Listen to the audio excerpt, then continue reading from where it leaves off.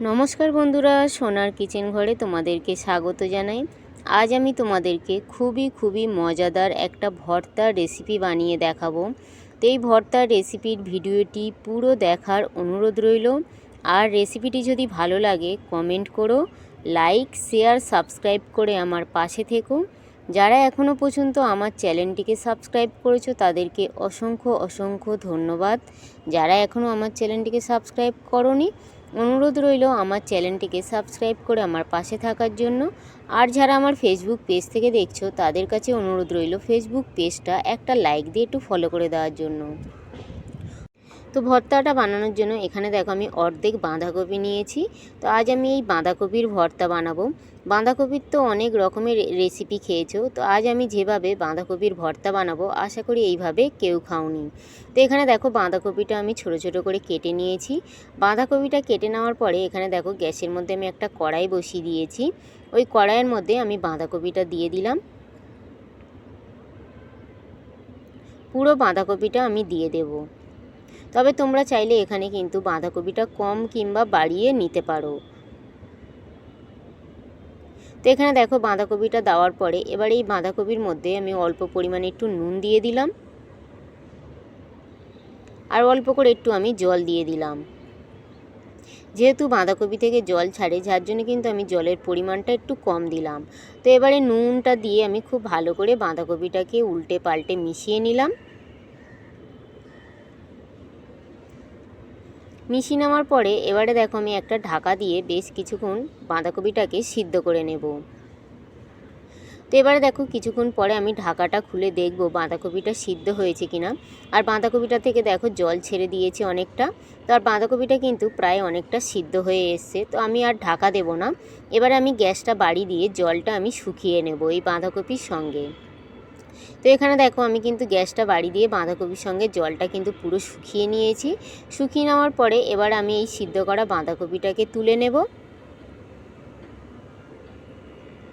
সিদ্ধ করা বাঁধাকপিটাকে তুলে নিয়ে আবারও আমি কড়াইটা বসিয়ে দিলাম গ্যাসের মধ্যে।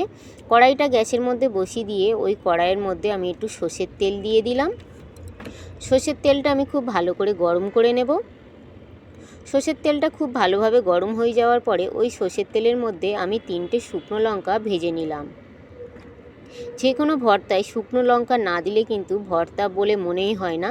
তো এখানে দেখো আমি শুকনো লঙ্কাটা কিন্তু লাল লাল করে ভেজে নিলাম। ভেজে নেওয়ার পরে শুকনো লঙ্কাটাকে আমি তুলে নিলাম।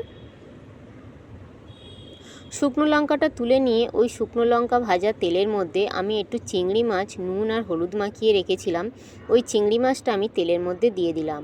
চিংড়ি মাছটা দিয়ে চিংড়ি মাছটাও আমি হালকা নাড়াচাড়া করে ভেজে নেব। তবে খুব বেশি কিন্তু কড়া কড়া করে ভাজবো না চিংড়ি মাছটা। তো এখানে দেখো চিংড়ি মাছটা আমি হালকা নাড়াচাড়া করে একটু ভেজে নিলাম। ভেজে নেওয়ার পরে চিংড়ি মাছটাও ভাজা হয়ে গেছে। চিংড়ি মাছটাকেও আমি উঠিয়ে নিলাম। চিংড়ি মাছটা উঠিয়ে নেওয়ার পরে এখানে দেখো আমি একটা মিক্সিং জার নিয়ে নিয়েছি। ওই মিক্সিং জারের মধ্যে আমি যে বাঁধাকপিটা সিদ্ধ করে রেখেছিলাম ওই সিদ্ধ করে রাখা বাঁধাকপিটা আমি দিয়ে দিলাম।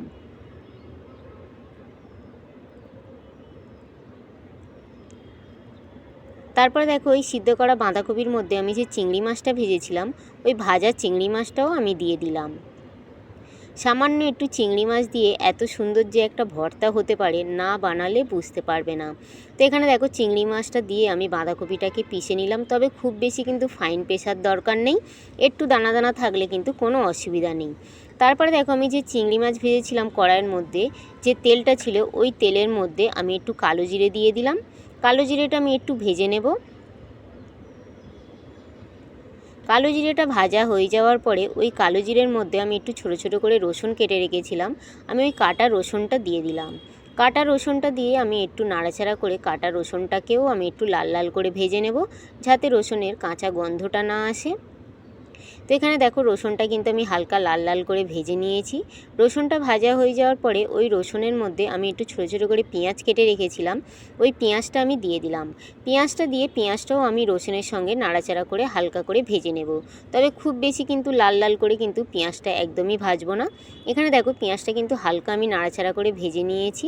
হালকা নাড়াচাড়া করে ভেজে নেওয়ার পরে ওই পেঁয়াজের মধ্যে আমি একটু টমেটো কেটে রেখেছিলাম, ওই টমেটোটা দিয়ে দিলাম।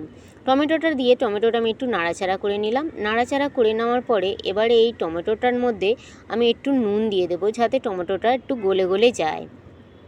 তো এখানে দেখো আমি অল্প পরিমাণে একটু নুন দিয়ে দিলাম, যেহেতু আমি বাঁধাকপিটা সিদ্ধ করার সময় নুন দিয়েছিলাম, যার জন্যে নুনের পরিমাণটা কিন্তু খুবই কম দিলাম। তারপরে দেখো আমি ঝালের জন্য একটু গুঁড়ো লঙ্কা দিয়ে দিলাম, সামান্য পরিমাণে একটু আমি হলুদ গুঁড়ো দিয়ে দিলাম, দিয়ে আবারও আমি খুব ভালো করে নাড়াচাড়া করে মিশিয়ে নেব। তো এখানে দেখো খুব ভালো করে কিন্তু আমি নাড়াচাড়া করে নিয়েছি, আর টমেটোটা কিন্তু অনেকটা গলে গলেও গেছে। এখানে কিন্তু আমার মশলাটা পুরো রেডি হয়ে গেছে।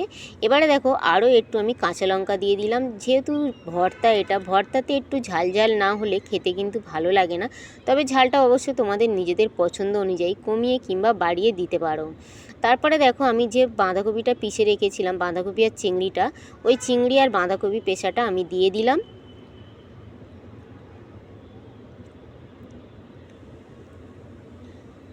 বাঁধাকপি আর চিংড়ি বাটাটা পুরোটা দেওয়ার পরে এবার এই মশলার সঙ্গে আমি এই বাঁধাকপিটা খুব ভালো করে নাড়িয়ে চাড়িয়ে কষিয়ে নেব, যতক্ষণ না এই বাঁধাকপি থেকে যে জলটা বেরিয়েছে, জলটা যতক্ষণ না শুকায়, এইভাবে কিন্তু নাড়াচাড়া করে গ্যাসটা বাড়িয়ে দিয়ে কিন্তু জলটা শুকিয়ে নিতে হবে। তো এখানে দেখো আমি কিন্তু নাড়াচাড়া করে অনেকটা পরিমাণে জলটা কিন্তু শুকিয়ে নিয়েছি।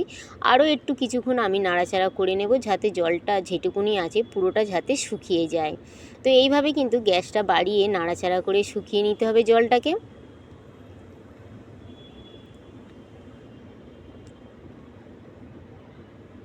তো তারপরে দেখো এখানে আমি যে 3টে শুকনো লঙ্কা ভেজে রেখেছিলাম, ওই শুকনো লঙ্কাটা আমি একটু নুন দিয়ে খুব ভালো করে মাখিয়ে নেব। ভর্তার মধ্যে একটু শুকনো লঙ্কা দিলে কিন্তু খেতে ভীষণই ভালো লাগে। তো এখানে দেখো আমি একটু শুকনো লঙ্কাটা মাখিয়ে নিলাম।